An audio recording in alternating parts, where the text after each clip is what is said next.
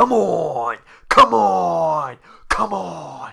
The Phillies win Game 1 of the series against the Cincinnati Reds. That is now a 3-game win streak going back to the Padres series.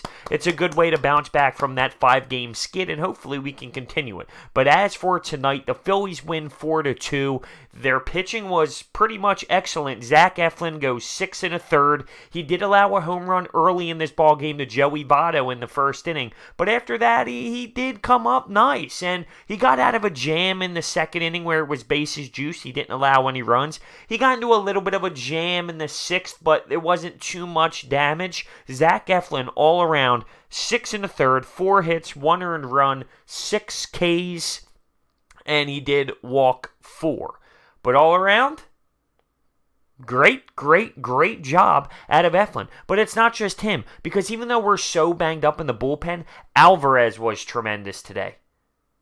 Vinny Velasquez as the setup guy. We're so banged up, you got to just throw people in opportunities and see what they do with those chances. Vin Velasquez as the setup guy today was outstanding. And then Hector Neris finished the job. Of course, it got a little bit shaky with a man on first and second, but it wasn't really threatening. I wasn't insanely scared about it. Hector Neris shuts the door and the Phillies get the W. As for how we produced offensively, Jay Bruce in the fifth when we were down 1-0 hits a 2-run bomb.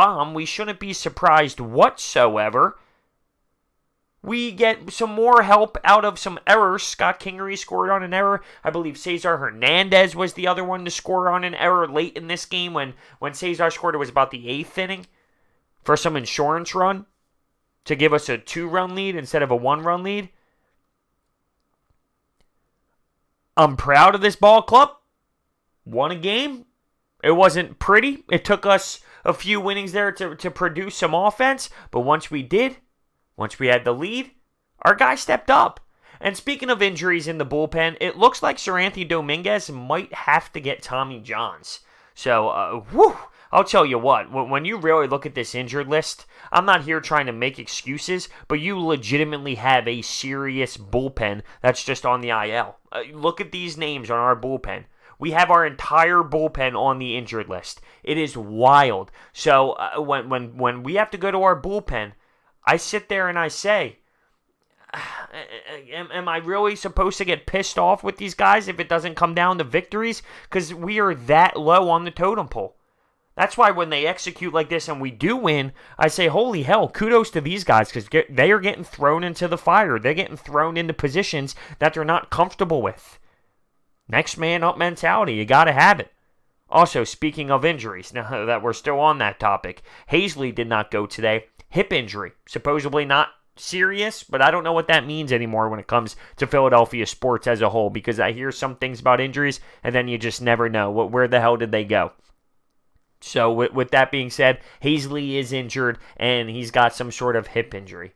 Defensively in this game, though, people were making plays. There were a ton of great defensive plays on both sides. The Reds had some great plays, and almost said Sixers, and the Phillies did.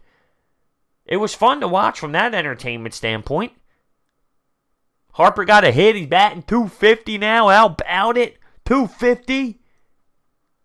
Unreal number.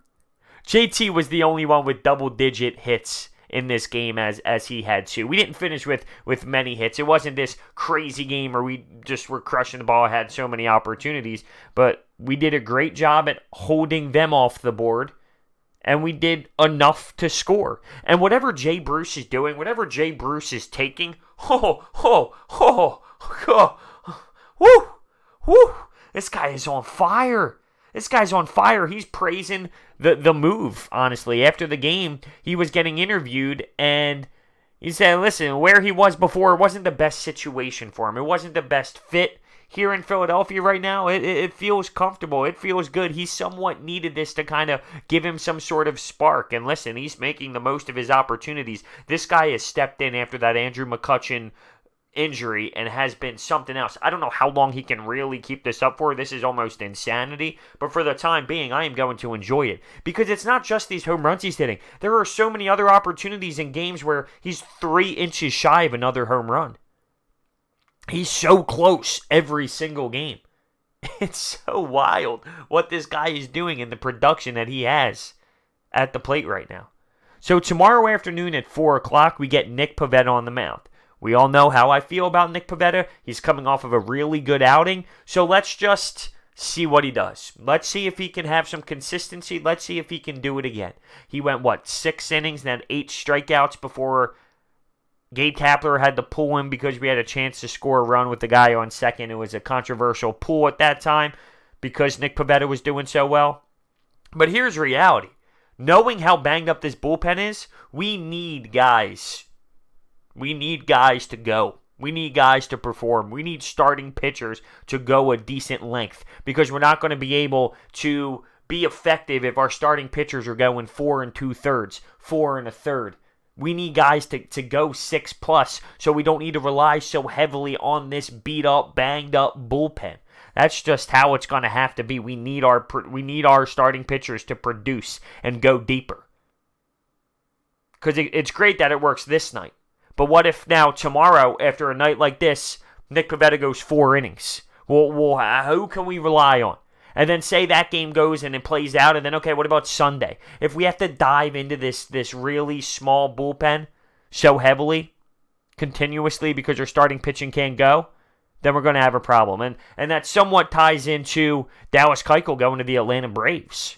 So the Phillies decided, even though the pay wasn't anything crazy, they decided, we don't want him. He goes to a division rival. We all look at his ERA and what it was last year, and is his career is going in the wrong direction. And I'm one of them. I don't think he's going to be anything crazy, but Zach Eflin's the only dude under 4 ERA on this baseball club as a starter. And for the 1 year, and it comes out to $13 million after it was prorated and all, for that,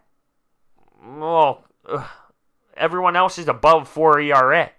Now, once again, I'm not sitting here screaming Dallas Keuchel's the guy because I think this organization knows that they can get better, and that's why they didn't pull the trigger. I can't imagine this organization having the offseason that they had and then go, I'm not feeling Kimbrel, I'm not feeling Dallas Keuchel, and then not make another move. The only reason why they're not feeling those guys is because I feel like at the trade deadline, they have something underneath their sleeves. They have something in the works, or else they would have been involved. At least that's how I hope it's going. That's my gut feeling, and I hope they don't prove me wrong, in all honesty. I hope they know what they're doing, but that's my guess. It's the only realistic, logical explanation, unless they just butchered this.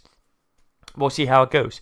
So with that being said, I want to hear your thoughts down below in the comments section. Thank you so much for watching. Tomorrow we have a chance to make it 4 in a row. I want to see this team make the most of their opportunities. They went through a tough skid. They lost 5 in a row. They're on a 3-game win streak now. Let's see if they can continue this. Let's see if they can keep riding it. Because look, you have the Atlanta Braves. I know they went through a couple losses there against the Pirates. Well, now they're playing the Miami Marlins. They're playing hot right now. They got a really good baseball club. Do I think the Phillies are better? I do. I do think the Phillies are better. They're struggling with starting pitching just like we are. Overall, I feel like the Phillies just have a little bit more of an advantage.